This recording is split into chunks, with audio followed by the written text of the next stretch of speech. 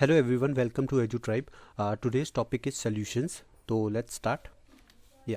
सबसे पहले तो हम देखेंगे कि क्या कंटेंट्स हम डिस्कस करने वाले हैं इस चैप्टर में। तो हम देखेंगे व्हाट इज सोल्यूशन, सोल्यूशन क्या होता है, टाइप्स ऑफ सोल्यूशंस, कितने टाइप के सोल्यूशंस होते हैं, कंसंट्रेशन टर्म्स, ये सबसे इंपॉर्टेंट कंसेप्ट है इस चैप्टर का। इससे रिलेटेड कई सारे क्वेश्चंस आते हैं आपके एग्जाम में, स्पेशली सीबीएसई एग्जाम में। Okay, and next is solubility of solution and last is Henry's law. Okay, तो ये सारी चीज़ें हम बिल्कुल कंसाइसली और टू द पॉइंट डिस्कस करेंगे ताकि आपको रिवीजन के टाइम पे कोई भी दिक्कत ना हो। तो सबसे पहले व्हाट इज सोल्यूशन, ठीक है। सोल्यूशन की डेफिनेशन देखिए, आप इस कीवर्ड को देखिए, होमोजेनस मिक्सचर। तो सोल्यूशन क्या होता है, अभी आप होमोजेनस मिक्सचर को ध्यान में रखिए, मैं इसका डिटेल में आपको नेक्स्ट स्लाइड्स में बताऊंगा कि होमोजेनस मिक्सचर एक्चुअली में होता क्या है। ओके, तो solution is a homogeneous mixture of two और मोर देन टू कंपोनेंट्स। एक या दो से अधिक कंपोनेंट से का जो होमोजेनस मिक्सचर होता है उसको आप सोल्यूशन बोलते हो, ठीक है। और जो सब्सटेंसेस यूज कर रहे होते हैं, यानी कि जो सब्सटेंसेस सोल्यूशन बनाते हैं, उनको आप कंपोनेंट्स बोलते हो। और कंपोनेंट्स दो तरह के होते हैं, सल्यूट और सॉल्वेंट, ठीक है। जो कंपोनेंट कम मात्रा में होता है यानी कि स्मॉलर अमाउंट में, उसको आप सल्यूट बोलते हो, और जो कंपोनेंट लार्जर अमाउंट में होता है उसको आप सॉल्वेंट बोलते हो, जिसमें सल्यूट डिसॉल्व होता है या घुला हुआ होता है। उसके बाद अब होमोजेनस और हेट्रोजेनस मिक्सचर की बात करते हैं तो आपको चीज़ें क्लियर हो जाएगी।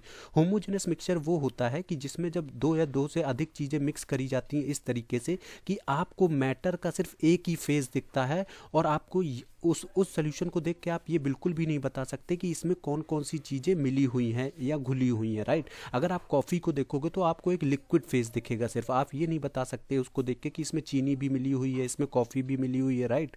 तो इस तरीके से, ठीक है। तो बहुत ज़्यादा यूनिफॉर्मिटी होती है मिक्सचर में, इस वजह से उसको होमोजेनस मिक्सचर बोलते हैं। जैसे कि वाइन का एग्जाम्पल ले लीजिए, एयर का, ब्रास का, या ब्लड का एग्जाम्पल ले लीजिए। वहीं आप अगर हेट्रोजेनस मिक्सचर की बात करेंगे, अगर आप देखें कि इस वाले मिक्सचर में visible lumps of milk and sugar है, इसमें दूध और चीनी अलग अलग दिख रहे हैं, तो सही से मिश्रण नहीं हुआ है, इसलिए ये हेट्रोजेनस मिक्सचर है, राइट।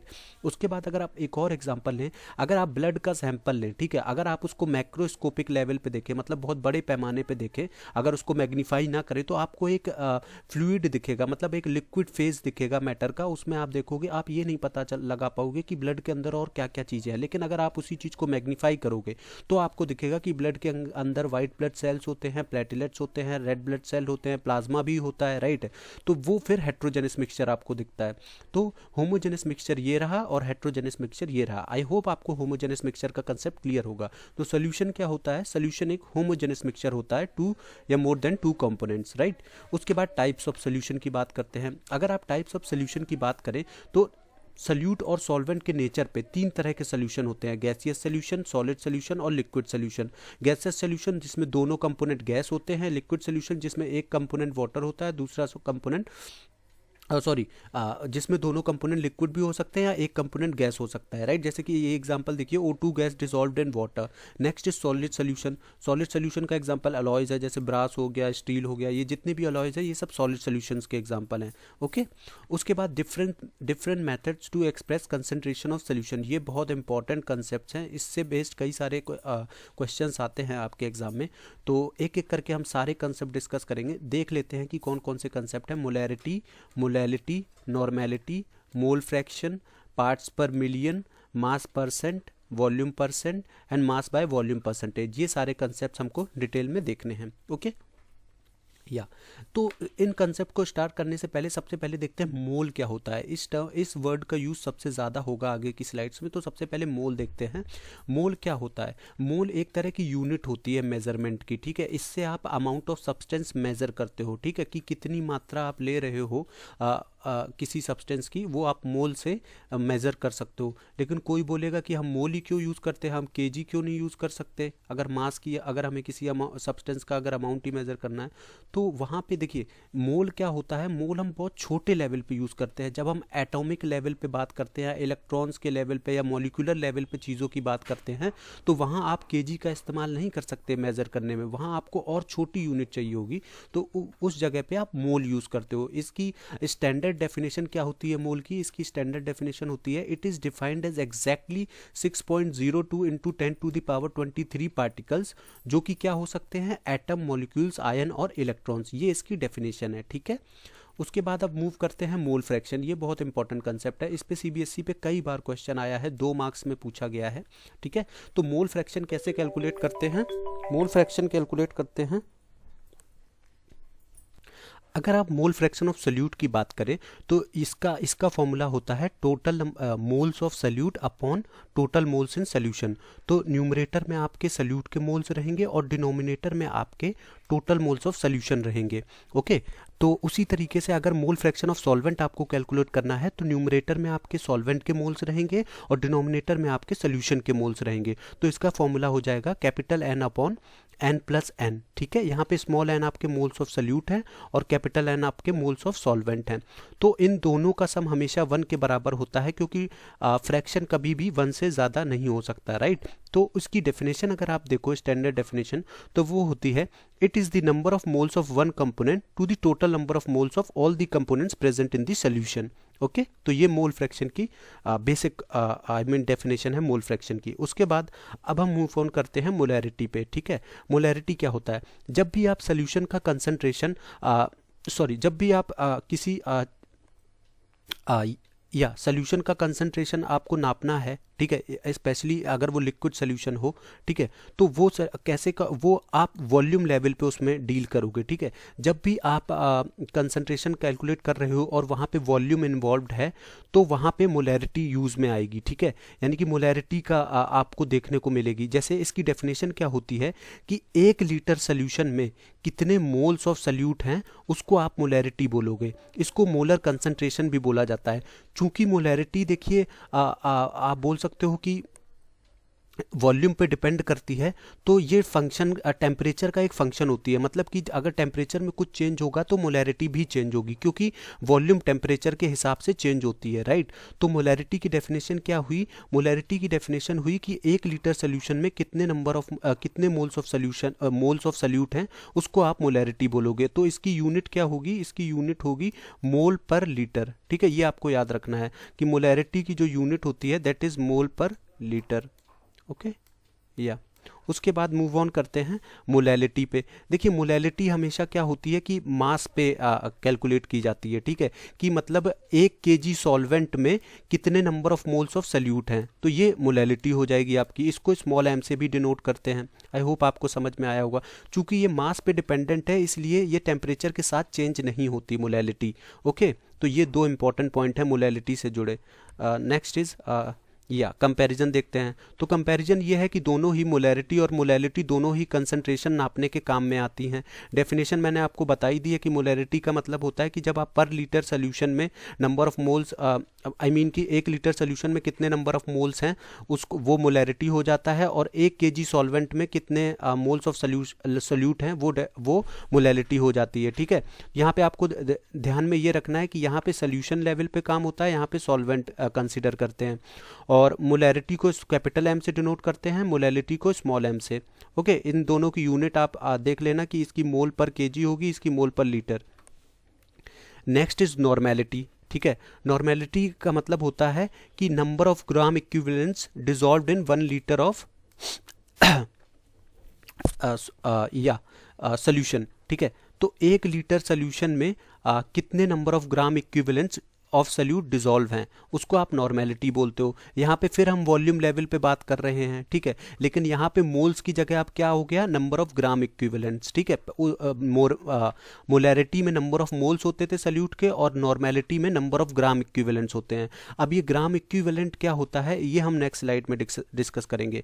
ग्राम इक्विवेलेंट को इक्विवेलेंट वेट भी बोलते हैं। ठीक है, इसका मतलब सिंपल सी डेफिनेशन में आप ये समझिए कि इक्विवेलेंट वेट ऑफ एलिमेंट क्या होता है, उसका ग्राम एटॉमिक वेट को जब हम उसकी वैलेंसी से डिवाइड करते हैं तो वो क्या होता है, इक्विवेलेंट वेट होता है। ठीक है, अगर आप किसी एसिड या बेस की बात करेंगे तो वो एक मॉलिक्यूल होगा। ठीक है, तो उसका आप इक्विवेलेंट वेट या ग्राम इक्विवेलेंट वेट कैसे कैलकुलेट करोगे, तो उस केस में जितने नंबर ऑफ हाइड्रोजन आयन या हाइड्रोक्साइड आयंस वो रिलीज करता है, ठीक है, तो वो आपको डिवाइड करने पड़ेंगे उसके टोटल मॉलिक्यूलर मास से, तो आपका इक्विवेलेंट वेट आ जाएगा। जैसे एग्जांपल के तौर पे सिल्वर की वैलेंसी क्या होती है, 1 होती है, तो इसका एटॉमिक वेट क्या हो गया 107.868, जो कि उसका एटॉमिक वेट ही होता है। मैग्नीशियम की वैलेंसी 2 होती है, तो उसके एटॉमिक वेट से आपको 2 को डिवाइड करना पड़ेगा। तो इस तरीके से, ठीक है। अब आपको नंबर ऑफ ग्राम इक्विवेलेंट निकालने हैं, क्योंकि नॉर्मेलिटी में क्या होता है, number of gram equivalent upon हाँ कि लीटर ऑफ सोल्यूशन, ठीक है।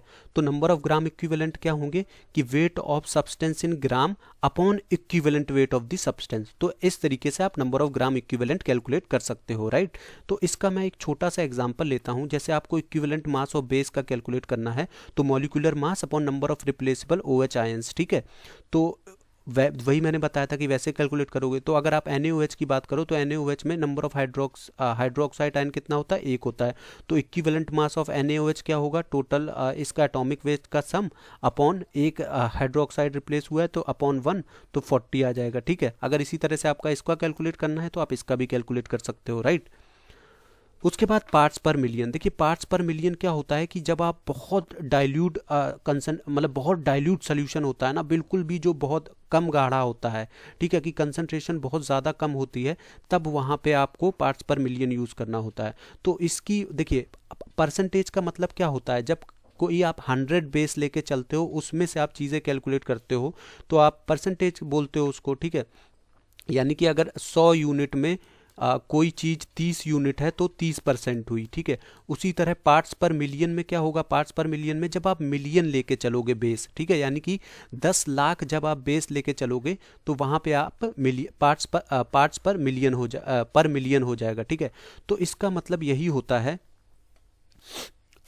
इसका मतलब यही होता है कि जब आप मिलियन जैसे इसकी डेफिनेशन ये देखिए, इसकी डेफिनेशन सिंपल सी ये होगी 1 ppm की, 1 मिलीग्राम ऑफ समथिंग पर लीटर ऑफ वाटर और 1 मिलीग्राम ऑफ समथिंग पर किलोग्राम ऑफ सॉइल, ठीक है। यहाँ पे देखिए मिलीग्राम हो गया, ठीक है।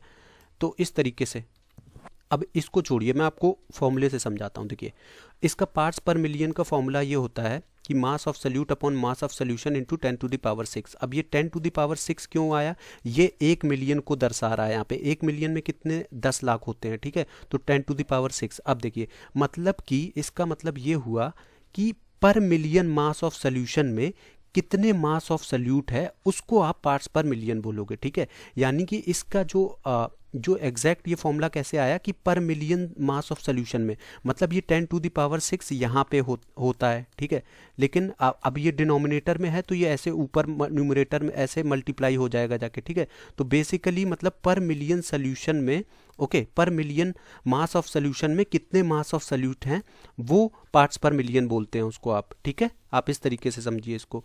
उसी तरीके मास परसेंट में क्या होगा, मास परसेंट को W/W से डिनोट करते हैं, ठीक है। इसका ये होता है कि पर मतलब पर 100 मास ऑफ सोल्यूशन में कितना मास ऑफ सल्यूट है, ठीक है।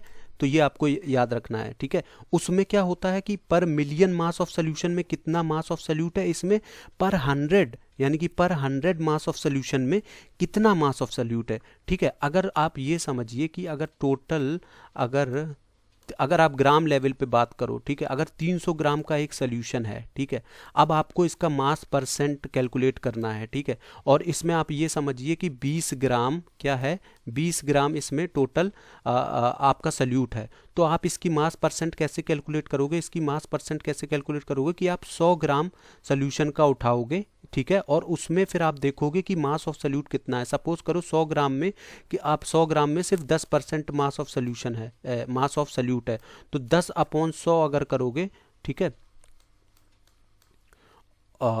तो आपको कितना 10% ही आपको मिलेगा, ठीक है। यानी कि 100 में सिर्फ 10 यूनिट सल्यूट का है, तो वो 10% का मास परसेंट हुआ, ठीक है। जब आप 100 मतलब कि मास ऑफ सोल्यूशन, आप इस तरीके से समझो कि जब आप पर 100 मास ऑफ सोल्यूशन में मास ऑफ सोल्यूट कितना है उसको आप क्या बोलोगे, मास परसेंट बोलोगे, क्योंकि ये मास पे डिपेंडेंट है इसलिए ये भी टेम्परेचर के साथ चेंज नहीं होगा। ठीक है, ये आपको बस याद रखना है। उसके बाद वॉल्यूम परसेंट, सेम बिल्कुल ये मास परसेंट के तरीके ही है, बस यहाँ पे वॉल्यूम आप ले लेते हो सोल्यूशन की, इंस्टेड ऑफ मास आप वॉल्यूम, सोल्यूशन का वॉल्यूम लेते हो, तो इसको V/V से भी डिनोट करते हैं, राइट। तो ये टेम्परेचर के साथ चेंज होता है। क्यों चेंज होता है? क्योंकि ये वॉल्यूम पे डिपेंडेंट होता है।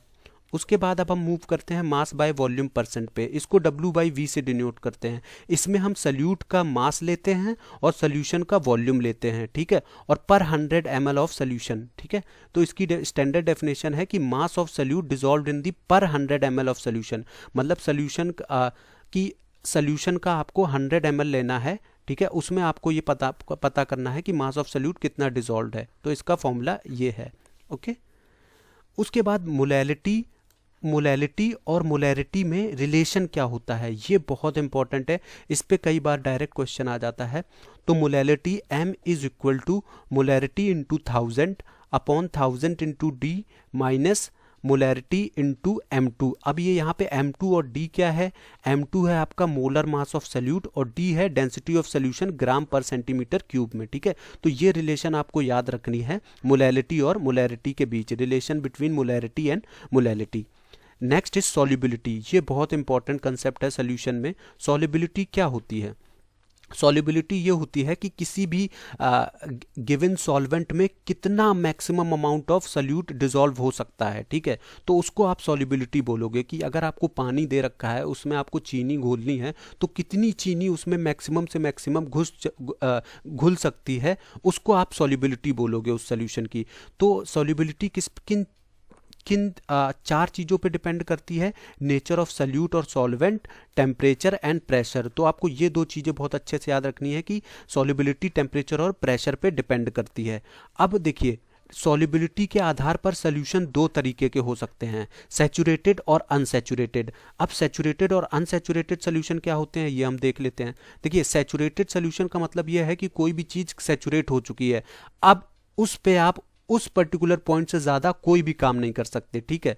तो सैचुरेट सोल्यूशन कब होगा? कि जब वो मैक्सिमम लेवल ऑफ सोल्यूट उसमें डिसॉल्व हो जाएगा, ठीक है, वो सैचुरेटेड सोल्यूशन होगा। उसके बाद आप और अगर कोशिश करोगे सल्यूट को मिक्स करने की, तो वो मिक्स नहीं होगा, ठीक है, तो वो सोल्यूशन सैचुरेटेड होगा। और उसका जस्ट अपोजिट क्या होगा? अनसैचुरेटेड।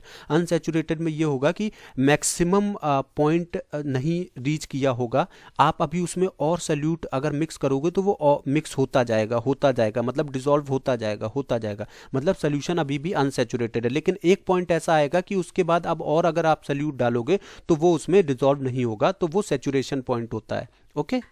तो एग्जाम्पल के तौर पे अगर आप देखो कि 100 ml ऑफ वाटर है, इसमें अगर आप देखो कि 30 ग्राम ऑफ NaCl डालो, ठीक है, तो 30 ग्राम NaCl आप डाल रहे हो, पूरा का पूरा घुल गया, तो ये अनसैचुरेटेड सोल्यूशन है, ठीक है। उसमें अगर आप 40 ग्राम अगर NaCl डालो, आप ये सोचो कि इसका सैचुरेशन पॉइंट 30 ग्राम है, ठीक है, तो अगर आप 40 ग्राम डाल रहे हो तो 30 ग्राम तक तो डिसॉल्व हो जाएगा, लेकिन जो बचा आपका, आप बोल सकते हो नहीं, यहाँ पे सोचो कि 36 ग्राम मैक्सिमम डिसॉल्व हो सकता है, सॉरी मैंने 30 ग्राम बोला, 36 ग्राम आपका मैक्सिमम डिसॉल्व हो सकता है H2 100 ml सोल्यूशन में, वाटर में, ठीक है। ये तो अगर आप 30 ग्राम NaCl डालोगे तो वो पूरा का पूरा घुल जाएगा, मतलब वो अनसैचुरेटेड सोल्यूशन है। अगर आप 32, 33, 34 तक फिर डालते जाओगे तब भी अनसैचुरेटेड ही रहेगा। लेकिन जैसे ही आप 36 ग्राम के ऊपर NaCl डालोगे, यानी कि 40 ग्राम NaCl अगर डालोगे, तो वो जो 4 ग्राम आपका बच जाएगा वो अनडिसॉल्व रहेगा, मतलब ये सैचुरेटेड सोल्यूशन है, ओके। अब बात करते हैं या डिसोल्यूशन क्या होता है। डिसोल्यूशन यही होता है कि डिसोल्यूशन का, देखिए मैं आपको मतलब एक तरह से यही होता है कि सोल्यूट का सॉल्वेंट में घुलना, ठीक है, या डिसॉल्व होना, उसको आप डिसोल्यूशन बोलोगे, ठीक है। अब उसका अपोजिट क्या होता है? क्रिस्टलाइजेशन, ठीक है, कि मतलब सोल्यूशन में से सोल्यूट और सॉल्वेंट का अलग अलग होना, ठीक है, तो वो क्या होगा? क्रिस्टलाइजेशन हो जाएगा। तो अब इक्विलिब्रियम क्या होता है? Dynamic equilibrium. डायनेमिक इक्विलिब्रियम वो कंडीशन होती है जहाँ पे डिसोल्यूशन और क्रिस्टलाइजेशन एक ही टाइम पे अकर हो रहा होता है, लेकिन सामने वाले को कुछ समझ में नहीं आएगा कि दोनों, सामने वाले को लगेगा कि चीज़ें न्यूट्रल हैं, लेकिन वहाँ पे दोनों एक्टिविटीज़ हो रही कि मतलब चीज़ें घुल भी रही हैं और चीज़ें अलग भी हो रही हैं, ठीक है। तो वहाँ पे दोनों एक्टिविटीज़ हो रही हैं, लेकिन सामने अगर कोई बंदा देखेगा वो ये नहीं पता लगा सकता कि दोनों चीज़ें एक साथ काम कर रही हैं। तो वो स्टेट आप बोल सकते हो कि इक्विलिब्रियम पे है, यानी कि डायनेमिक इक्विलिब्रियम पे। डायनेमिक इक्विलिब्रियम कब एग्जिस्ट होती है? रिवर्सिबल रिएक्शन जब होती है, ठीक है। तो ओके, तो ये आपको याद रखना है। हेनरीज लॉ, देखिए ये बहुत इंपॉर्टेंट है। इसके हेनरीज लॉ के एप्लीकेशन पे डायरेक्ट क्वेश्चंस आते हैं, वो सारे हम डिस्कस करेंगे, ठीक है। हेनरीज लॉ होता क्या है पहले तो हम वो देख लेते हैं। तो ये बेसिकली एक गैस लॉ होता है। इसमें हमें क्या होता है, देखिए सॉल्युबिलिटी क्या होती है, दो चीज़ों पे डिपेंड करती है, टेम्परेचर और उस पे प्रेशर पे। तो अगर हम टेम्परेचर को कांस्टेंट रखें, हमें यहाँ पे टेम्परेचर को कांस्टेंट रखना है, तो हम ये पाएंगे कि जो सॉल्युबिलिटी है गैस की लिक्विड में वो डायरेक्टली प्रोपोर्शनल होती है partial pressure of the gas present above the surface of liquid और सोल्यूशन, ठीक है। उस सोल्यूशन के ऊपर जो भी गैस प्रेजेंट है, ओके, उसका जो भी पार्शियल प्रेशर है उस पर डायरेक्टली डिपेंड, ओके। तो इसका फॉर्मूला क्या होगा? S is equal to K into partial pressure of gas, ठीक है। तो S क्या है? सॉल्युबिलिटी ऑफ गैस, मतलब कि solubility of gas directly proportional होती है पार्शियल प्रेशर ऑफ गैस के, ठीक है। तो अगर टेम्परेचर आप कांस्टेंट रखोगे तो K यहाँ पे हेनरीज कांस्टेंट है, ठीक है। तो अगर आप एग्जांपल के तौर पे देखो, ये वाटर है, इसके ऊपर CO2 गैस है, ठीक है। अगर आपने प्रेशर को डबल किया तो ये देखिए यहाँ पे सॉल्युबिलिटी गैस की बढ़ गई। अगर आपने और प्रेशर को डबल किया तो और ज़्यादा सॉल्युबिलिटी बढ़ गई।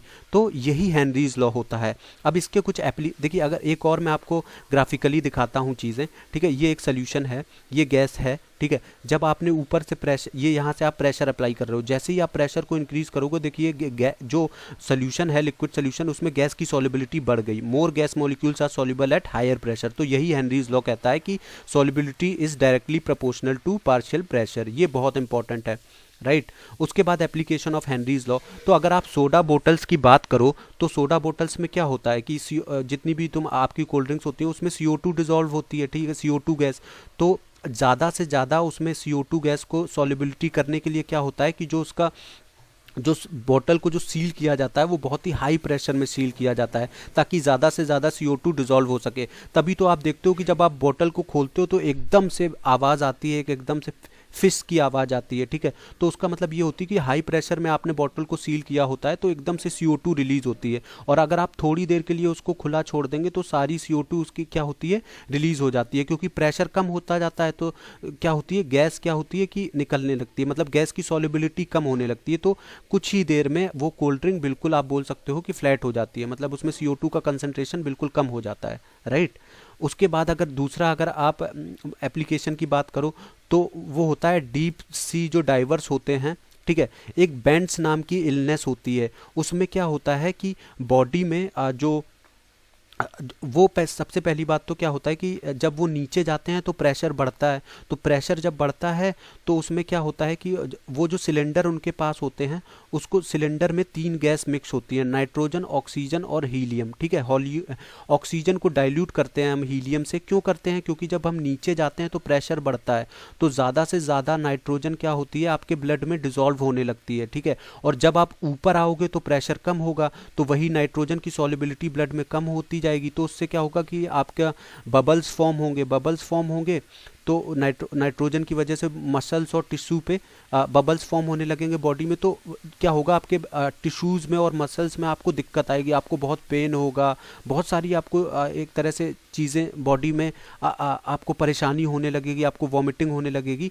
तो ये सारी चीज़ें कम करने के लिए जो बैंड वाली जो इलनेस होती है, जो डाइवर्स इसको ना सफ़र करे, इसलिए ऑक्सीजन को डाइल्यूट किया जाता है हीलियम से, ठीक है, ताकि ज़्यादा से ज़्यादा नाइट्रोजन ना सॉल्युबल हो पाए, ठीक है, जब प्रेशर बढ़े। तो ये एक एप्लीकेशन है। दूसरा एप्लीकेशन है कि हाई एल्टीट्यूड पे आपको ब्रीदिंग की प्रॉब्लम होने लगती है। वो क्यों होती है? क्योंकि हाई एल्टीट्यूड पे क्या होता है कि जो गैस होता है उसका पार्शियल प्रेशर कम होने लगता है, मतलब ऑक्सीजन का पार्शियल प्रेशर कम हो जाता है, इसलिए कि ऑक्सीजन जो है ब्लड में कम सॉल्युबल होती है, मतलब कि ऑक्सीजन का कंसंट्रेशन ब्लड में कम होने लगता है, इसलिए लोगों को ब्रीदिंग में प्रॉब्लम होती है। क्योंकि ऊपर पार्शियल प्रेशर बहुत कम होता है गैस का, तो क्या होती है, गैस की सॉल्युबिलिटी कम हो जाती है, ठीक है। तो गैस ब्लड में मिक्स नहीं हो पाती है जल्दी से, ऑक्सीजन गैस ब्लड में मिक्स नहीं हो पाती है, ठीक है।